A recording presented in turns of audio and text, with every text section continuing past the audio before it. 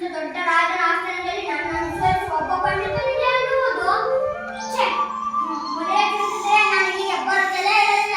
ಛೆ ಛೆ ಇಷ್ಟು ಬೇಗ ಎಂದು ತೀರ್ಮಾನಕ್ಕೆ ಬರಬೇಡಿ. ಯಾರು ನೀವು? ನನ್ನನ್ನು ತೆನಾಲಿ ರಾಮಕೃಷ್ಣ ಎಂದು ಕರೆಯುತ್ತಾರೆ. ನಾನು 2 ಗ್ರಂಥಗಳನ್ನು ಬರೆದಿದ್ದೇನೆ. ನಾನು ನಿಮ್ಮಂತರ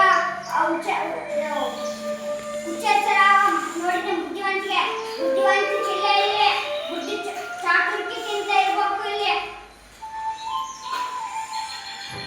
ಯಾವ ಗ್ರಂಥದ ಮೇಲೆ ವಾದ ಮಾಡುತ್ತೀರಿ? ಸಂಸ್ಕೃತ ಯಾವಾದರೂ ಆಗ ಕೊಡಬಹುದು. ಸಂಸ್ಕೃತ ಸರಿ. ಮಹಾರಾಜನ ಏನಾಗುತ್ತದೆ ನೀವೇ ನೋಡಿ ಬನ್ನಿ.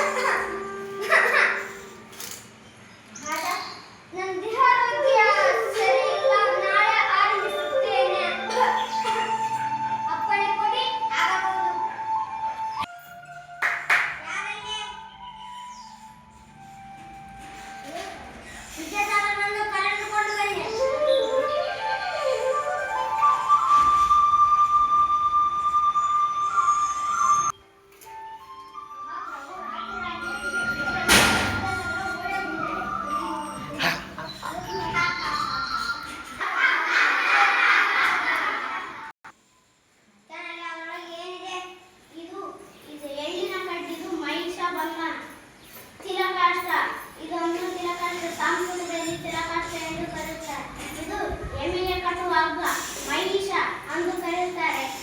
ಇವೆರಡು ಸೇರಿದರೆ ತಿಲಕಾಷ್ಟ ಮಹಿಷ ಬಂಧನ ಎಂದು ಕರೆಯುತ್ತಾರೆ. ಅದು ದೊಡ್ಡ ಗ್ರಂಥ ಅನ್ಕೊಂಡು ವಿದ್ಯಾಸಾಗರ ಓಡಿ ಹೋಗಿದ್ದಾರೆ.